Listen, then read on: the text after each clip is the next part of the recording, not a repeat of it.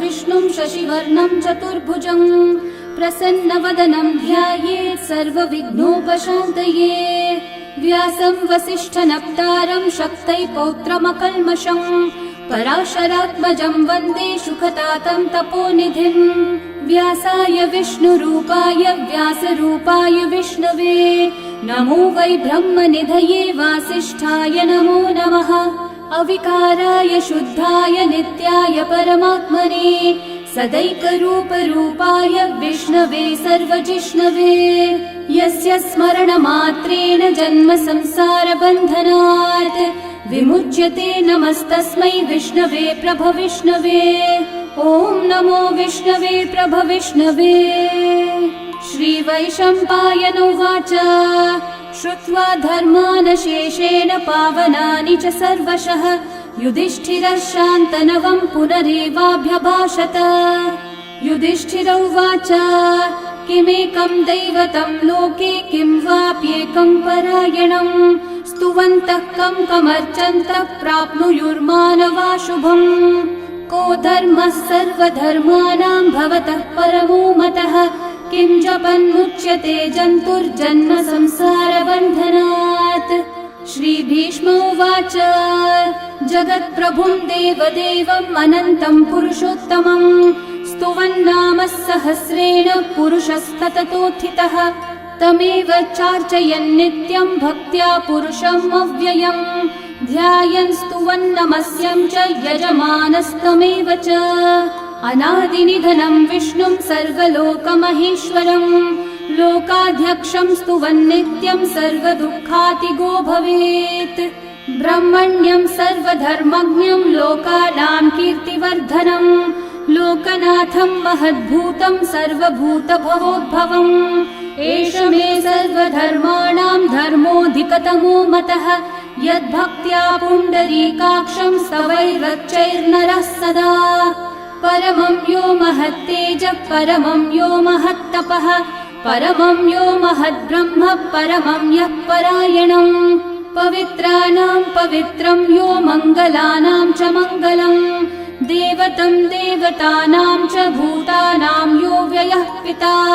यतः सर्वाणि भूतानि भवन्त्यादियुगागमे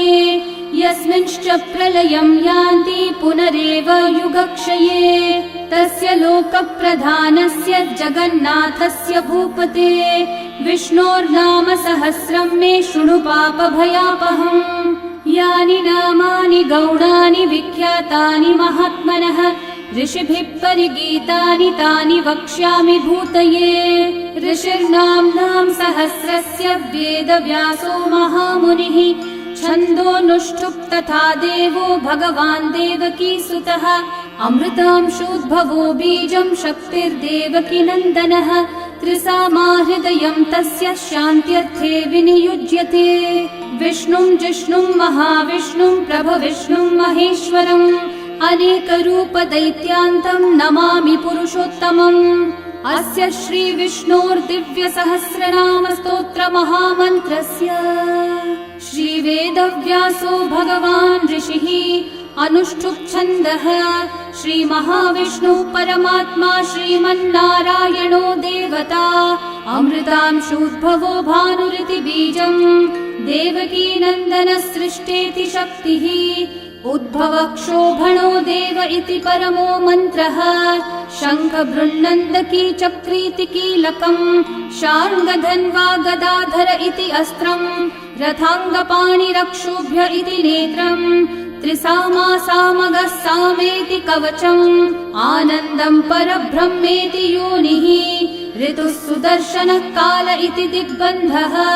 श्रीविश्वरूप इति ध्यानम्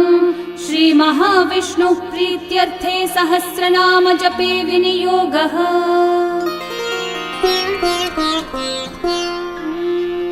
ध्यानम् क्षीरोधन्वत् प्रदेशे शुचिमणिविलसत्सैकते मौक्तिकानां माला क्लृप्तासनस्थस्फटिकमणिनिभैर्मौक्तिकैर्मण्डिताङ्गः शुभ्रैरभ्रैरतभ्रैरुपरि विरचितैर्मुक्तपीयूषवर्षैः आनन्देन पुनीयादरिनलिनगदा शङ्खपाणिर्मुकुन्दः भुः पादौ यस्य नाभिर्वियदसुरनिलश्चन्द्रसूर्यौ च नेत्रे कर्णावाशाः शिरौ द्योर्मुखमपि दहनो यस्य वास्तेयमब्धिः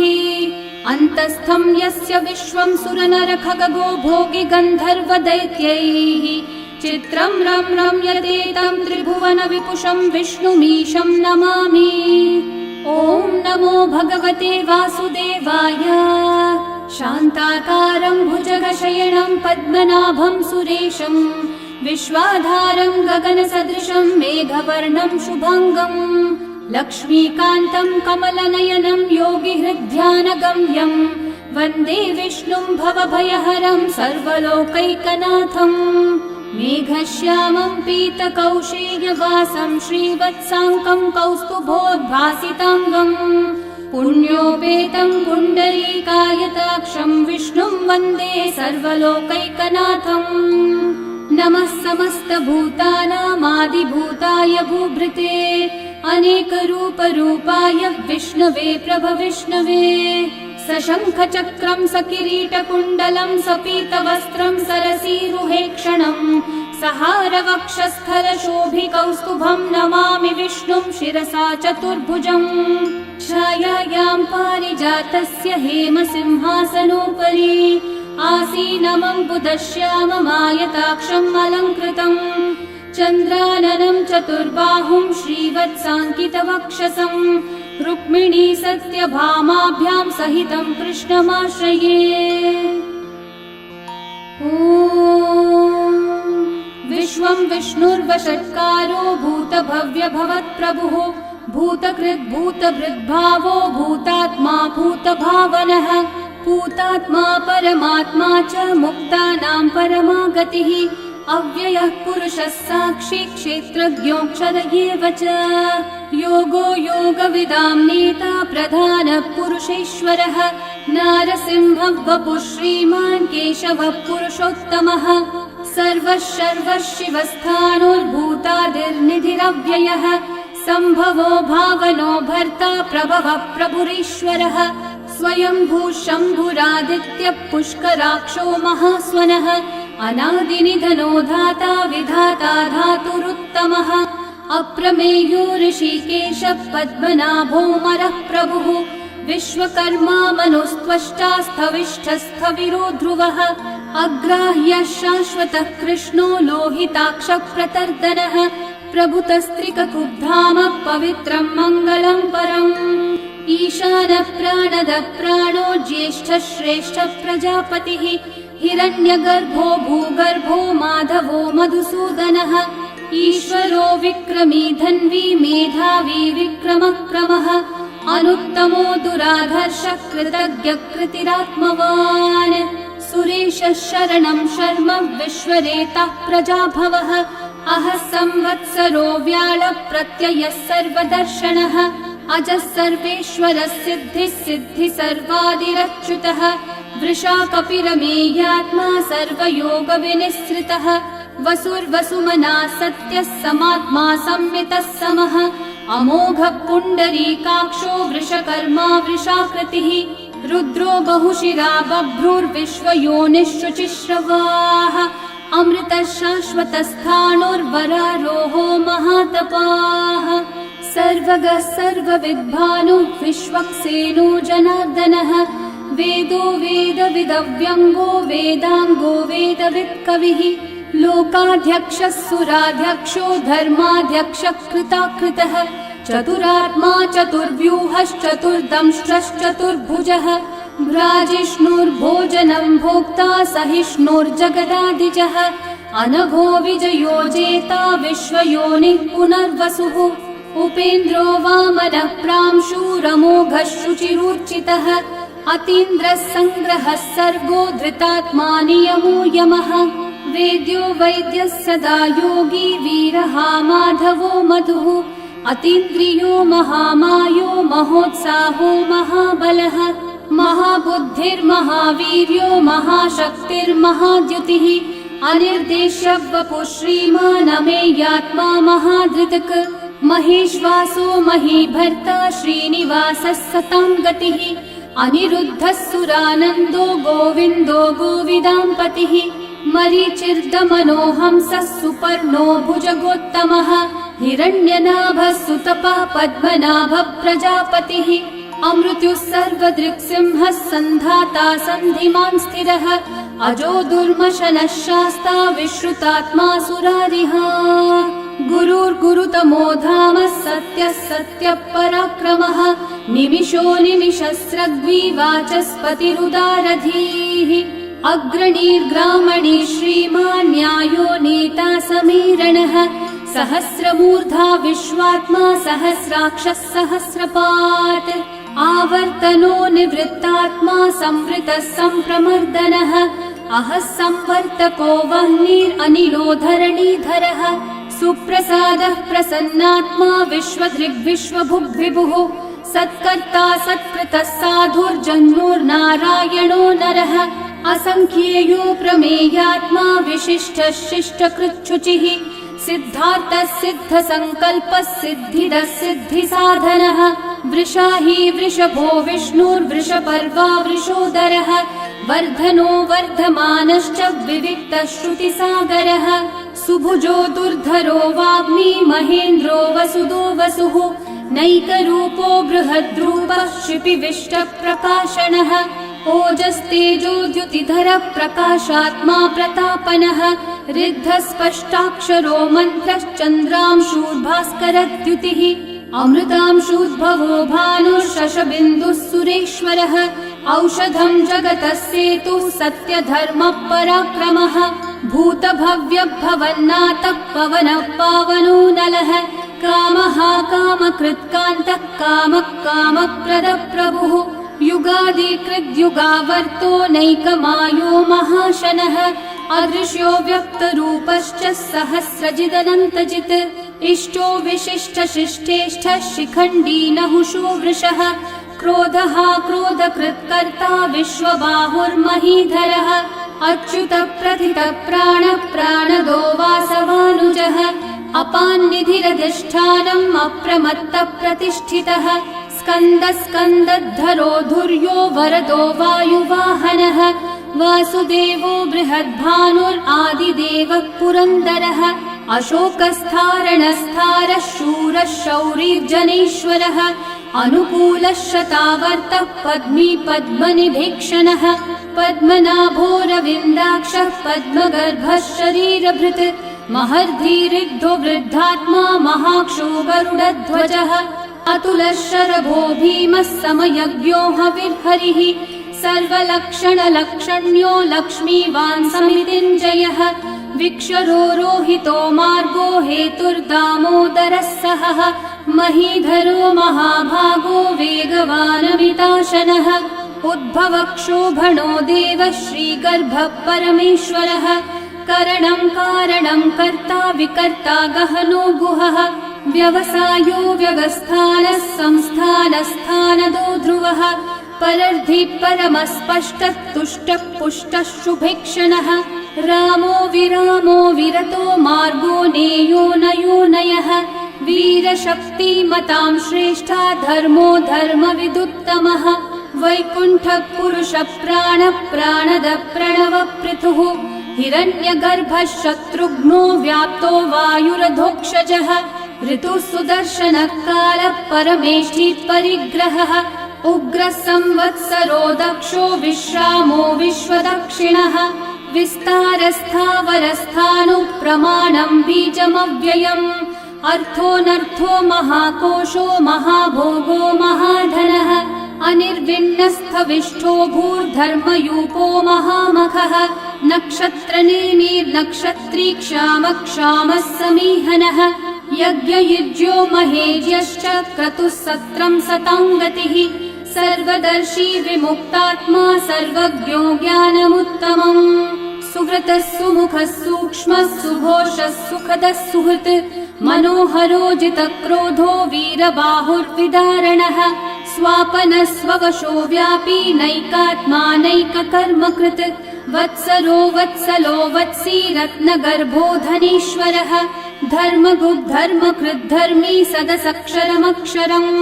अविज्ञाता सहस्रांशूर्विधाता कृतलक्षणः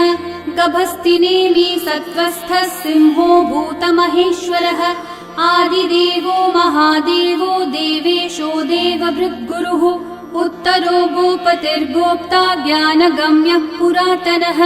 शरीरभूतभृद्भोक्ता कपीन्द्रो भूरि दक्षिणः सोमपोमृतपः सोमः पुरुजित्पुरुसत्तमः विनयोजयः सत्यसन्धो दाशारः सात्वतां पतिः जीवो विनयिता साक्षी मुकुन्दोमितविक्रमः अम्भो निधिरनन्तात्मा महोदधिशयोऽन्तकः अजो महार्हः स्वाभाव्यो जितामित्रप्रमोदनः आनन्दो नन्दनो नन्दः सत्यधर्मात्रिविक्रमः महर्षि कपिलाचार्य कृतज्ञो मेदिनीपतिः त्रिपदस्त्रिदशाध्यक्षो महाशृङ्गकृतान्तकृत् महावराहो गोविन्दः सुषेणः कनकाङ्गदे गुह्यो गभीरो गहनो गुप्तश्चक्रगदाधरः वेधास्वाङ्गोचितः कृष्णो दृढसङ्कर्षणोच्युतः वरुणो वारुणो वृक्षः पुष्कराक्षो महामनाः भगवान् भगहानन्दी वनमाली हलायुधः आदित्यो ज्योतिरादित्यः सहिष्णुर्गतिसत्तमः सुधन्वा खण्डपरशुर्दारुणो द्रविणप्रदः दिवस्पृक् सर्वदृग्व्यासो वाचस्पतिरयो निजः त्रिसामासामगः सामन्निर्वाणम् भेषजम्भिषक् सन्न्यासकृच्छमः शान्तो निष्ठा शान्तिपरायणम् शुभाङ्गः शान्तिदः सृष्टा कुमुदः कुवलेशयः गोहितो गोपतिर्गोप्ता वृषभाक्षो वृषप्रियः अनिवर्ती निवृत्तात्मा संक्षेप्ताक्षेमकृच्छिवः श्रीवत्सवक्षा श्रीवासः श्रीपतिः श्रीमतांवरः श्रीधः श्रीशः श्रीनिवासः श्रीनिधिः श्रीविभावनः श्रीधरः श्रीकरः श्रेयः श्रीमान् लोकत्रयाश्रयः स्वक्षस्वङ्गः शतानन्दो नन्दिर्ज्योतिर्गणेश्वरः विजितात्मा विधेयात्मा सत्कीर्तिश्चिन्न संशयः उदीर्णः सर्वतश्चक्षुरनीशः शाश्वतस्थिरः भूषयो भूषणो भूतिर्विशोकः शोकनाशनः अर्चिष्मान् अर्चितः कुम्भो विशुद्धात्मा विशोधनः अनिरुद्धो प्रतिरथ प्रद्युम्नोमितविक्रमः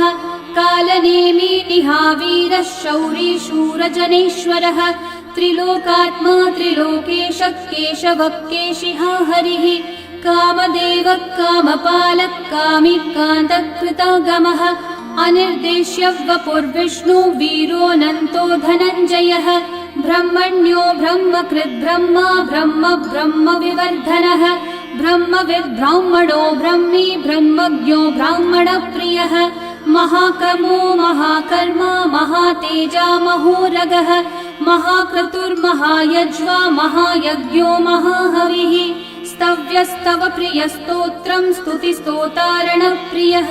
पूर्णपूरयिता पुण्यकीर्तिरणामयः मनोजवस्तीर्थकरो वसुरेता वसुप्रदः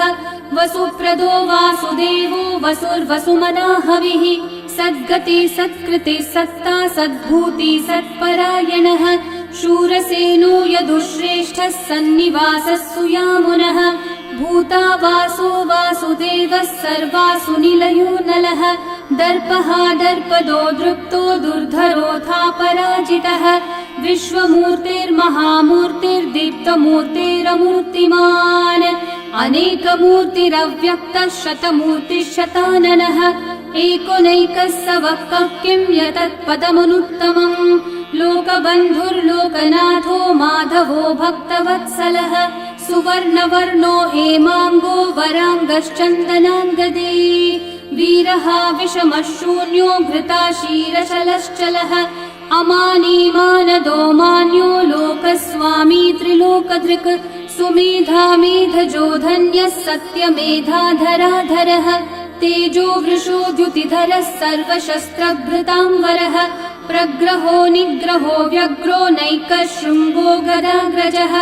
चतुर्मूर्तिश्चतुर्बाहुश्चतुर्व्यूहश्चतुर्गतिः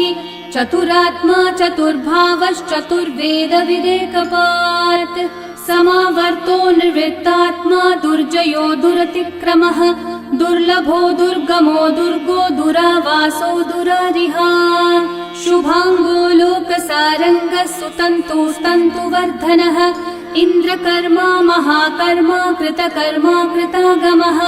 उद्भवः सुन्दर सुन्दो रत्ननाभः सुलोचनः अर्को वाजः नः शृङ्गी जयन्तः सर्वविजयी सुवर्णबिन्दु रक्षोभ्यः सर्ववागीश्वरेश्वरः महाहृदो महागर्तो महाभूतो महानिधिः कुमुदः कुन्दरः कुन्दः पर्जन्यः पावनो निलः अमृताशो मृतवपुः सर्वज्ञः सर्वतोमुखः सुलभः सुव्रतः सिद्धः शत्रुजिच्छत्रुतापनः न्यग्रोधोदम्बरोऽश्वत्थः चाणूरान्ध्रनिषूदनः सहस्रार्ची सप्तजिह्वा सप्तैधा सप्तवाहनः अमूर्तिरनघोचिन्त्यो भयकृद्भयनाशनः अनुर्बृहत्कृशस्थूलो गुणवृन्निर्गुणो महान् अधृतस्वधृतस्वास्य प्राग्वंशो वंशवर्धनः भारभृत्कथितो योगी योगीशः सर्वकामदः आश्रमश्रमणश्रामः सुपर्णो वायुवाहनः धनुर्धरो धनुर्वेदो दण्डो दमयिता दमः अपराजितः सर्वसहो नियन्ता नियमो यमः सत्त्ववान् सात्विकः सत्यः सत्यधर्मपरायणः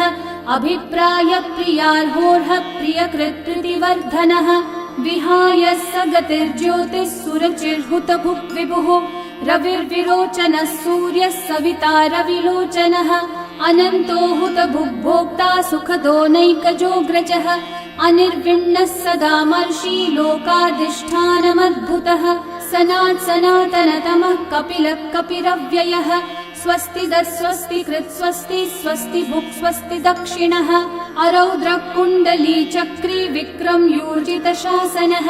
शब्दातिगः शब्दसः शिशिरः शर्वरीकरः अक्रूरः पेशलो दक्षो दक्षिणः क्षमिनाम्बरः विद्वत्तमो वीतभयः पुण्यश्रवणकीर्तनः उत्तारणो दुष्कृतिः पुण्यो दुःस्वप्ननाशनः वीरः रक्षणः सन्तो जीवनः पर्यवस्थितः अनन्तरूपोऽनन्तः श्रीर्जितमन्युर्भयापहः चतुर्रश्रो गभीरात्मा विदिशो व्यादिशो दिशः अनादिर्भूर्भुवो लक्ष्मी सुवीरो रुचिराङ्गदः जननो जनजन्मादि भीमो भीमपराक्रमः आधारनिलयो धाता पुष्पहासः प्रजागरः ऊर्ध्वगः सत्पथाचारः प्राणदः प्रणवप्पणः प्रमाणं प्राणनिलयं प्राणभृत्प्राणजीवनः तत्त्वं तत्त्वविदेकात्मा जन्म मृत्युजरातिगः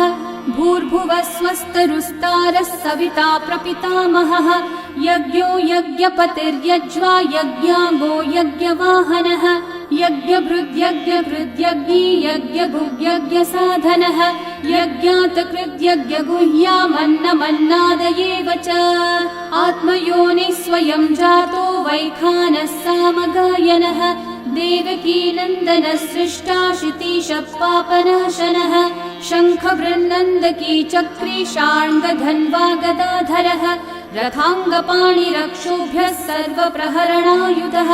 सर्वप्रहरणायुध ॐ नम इति वनमाली गदी शार्ङ्गी शङ्खी चक्री च नन्दकी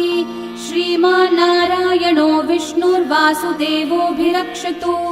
वनमाली गदी शार्ङ्गी शङ्खी चक्री च नन्दकी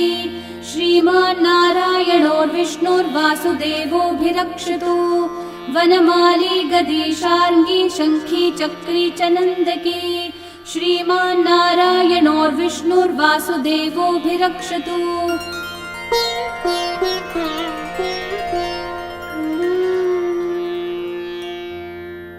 इतीदं कीर्तनीयस्य केशवस्य महात्मनः नाम्नां सहस्रं दिव्यानामशेषेण प्रकीर्तितम्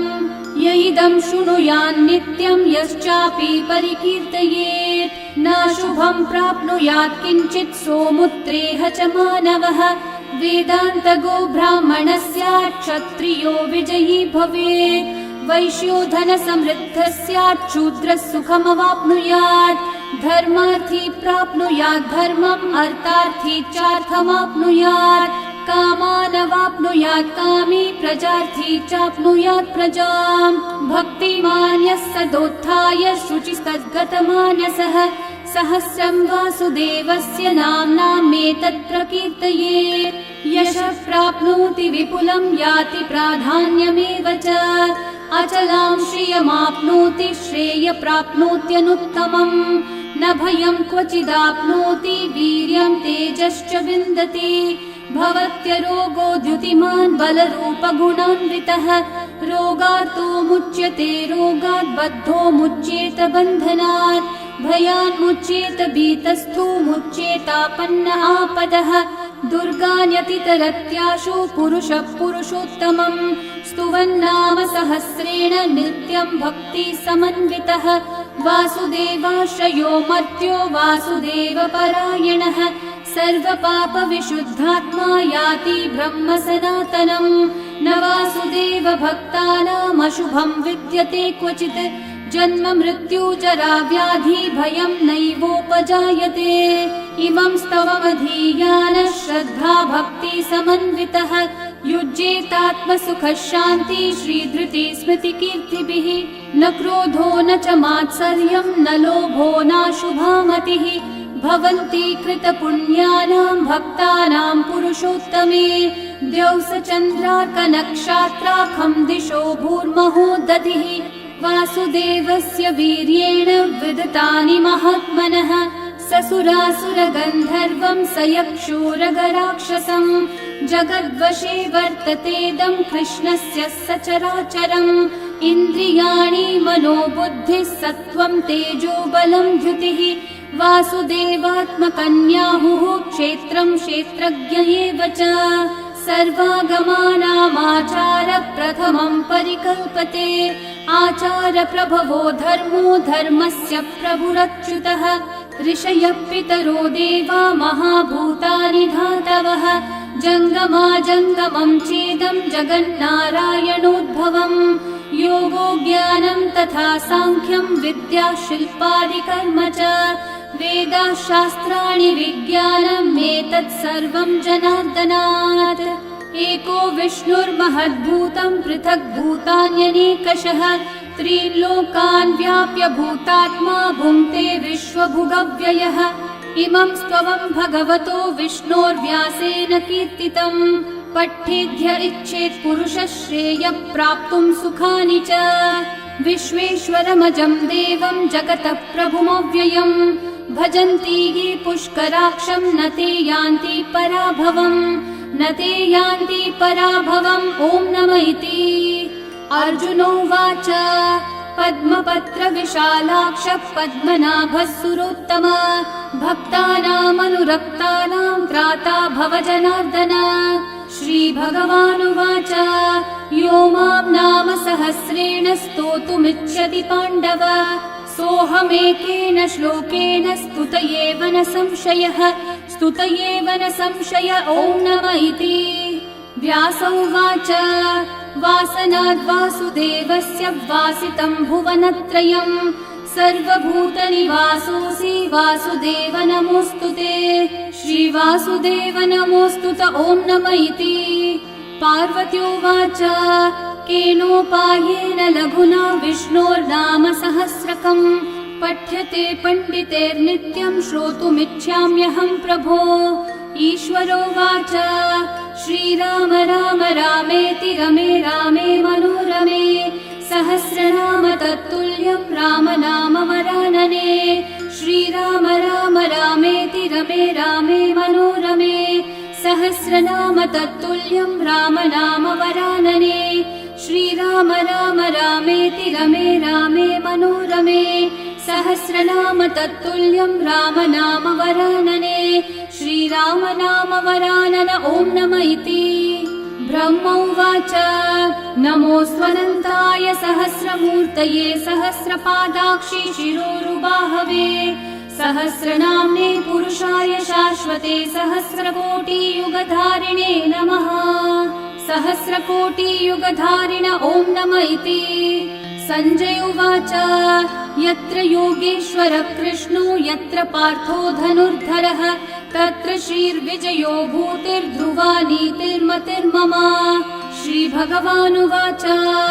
अनन्याश्चिन्तयन्तो मा ये जनाः पर्युपासते तेषां नित्याभियुक्तानां योगक्षेमं वहाम्यहम्। परित्राणाय साधूनां विनाशाय च दुष्कृतां धर्म संस्थापनार्थाय सम्भवामि युगे युगे। आर्ता विषण्णा शिथिलाश्च भीता घोरेषु च व्याधिषु वर्तमानाः